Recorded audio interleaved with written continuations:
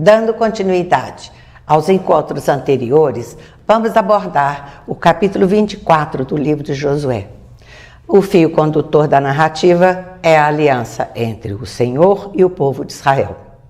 Não um novo pacto, mas antes a confirmação da promessa feita na aliança com Abraão e o comprometimento de toda a sua descendência. Após a longa peregrinação através do deserto e a posse da terra prometida, o povo deveria assumir uma posição, ou Deus ou os ídolos. O texto aponta que foram infiéis e serviram a outros deuses. É notável que no relato, ao referir-se ao evento do Êxodo, não menciona a lei e também não se menciona as murmurações do deserto. Neste episódio, a lei não está no primeiro plano, e sim a alternativa de servir ao Senhor ou aos deuses da terra. Portanto, o tema central é a obediência a Deus, com a correspondente rejeição à idolatria.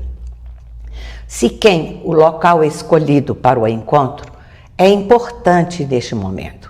Foi em Siquém que Abraão recebeu a promessa que Deus daria aos seus descendentes a terra de Canaã. Neste lugar, o patriarca levantou seu primeiro altar na terra e ofereceu um sacrifício para demonstrar a sua fé na promessa recebida. Jacó parou em Siquém ao retornar de Padã Arã, onde sepultou os ídolos que seus familiares tinham trazido. Perto desse lugar, o próprio Josué dirigiu, em ocasião anterior, uma cerimônia de estabelecimento da aliança. Assim, este local era o ideal para essa reunião tão decisiva. Josué inicia com a expressão muito usada pelos profetas: assim diz o Senhor de Israel, demonstrando desta forma sua autoridade como profeta e líder. Recorda ao povo reunido, numa retrospectiva histórica, todas as evidências da presença e poder de Deus, vividos desde Abraão a seus descendentes até a formação de Israel na posse da terra prometida. Além dos atos prodigiosos em favor de Israel, Deus elegeu líderes que estivessem à sua frente para subjugar, sob a sua liderança, aqueles que estavam no seu caminho. Deus sempre agiu em favor de seu povo. Ele deu vitórias contra os seus inimigos. O Senhor os havia congregado e carregado sem qualquer esmorecimento e merecimento. Os milagres realizados serviam de provas da presença e do poder do Senhor, e o crédito precisava ser tributado a ele.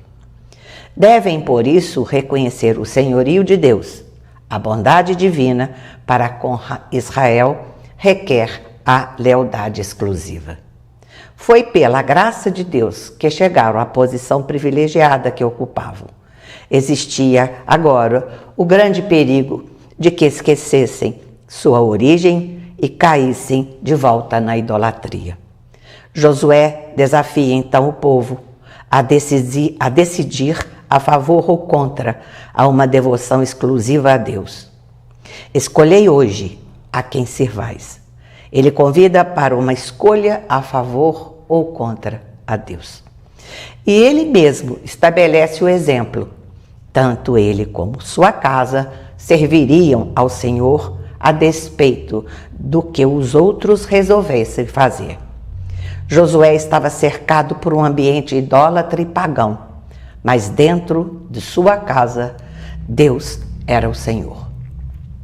Ainda que todas as famílias de Israel decidissem pela idolatria, Josué não tinha qualquer dúvida de que ele e sua família serviriam o Senhor.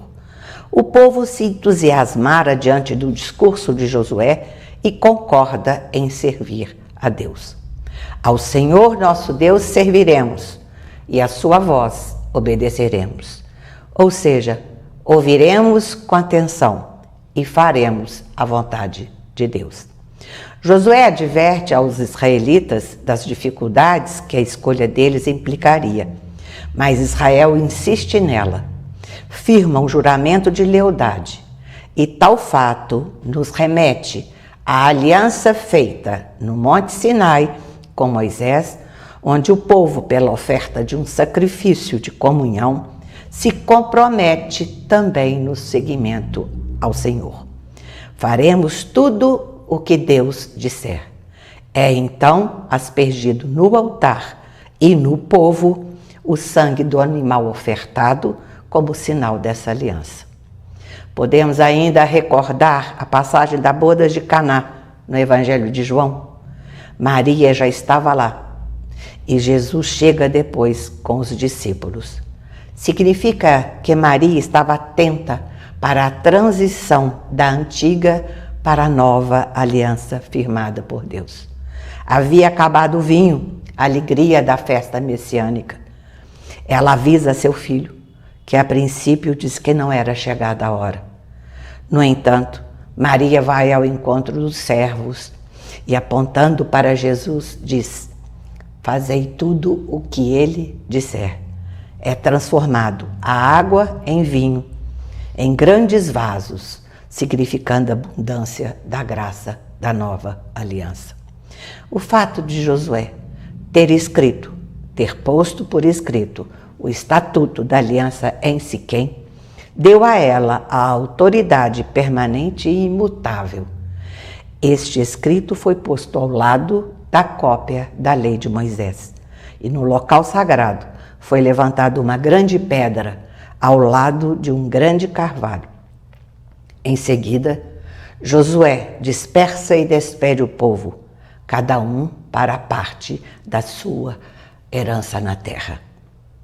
Israel serviu ao Senhor todos os dias da vida de Josué, digno sucessor de Moisés, sobretudo por sua santidade e submissão a Deus. Por isso é lembrado como aquele que orientou as tribos de Israel para uma vida sedentária, digna e que não se entregassem às religiões cananeias com tudo o que isso implicava. Sua morte e de Eleazar marca o fim do período em que foi o tema deste livro. Seus funerais, junto com o enterro dos ossos de José, na terra que é agora a posse de Israel, simboliza o fiel cumprimento das promessas aos patriarcas de Deus. Desta forma, o livro de Josué, vinculado aos livros da Torá, proporciona uma conclusão para a grande história da formação da família patriarcal, das tribos e da identidade nacional do povo de Deus.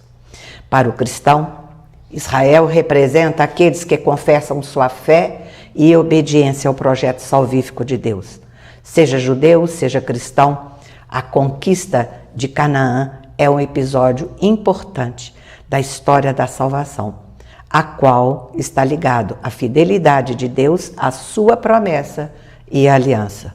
Por outro lado, Canaã não é uma terra conquistada uma vez por todas.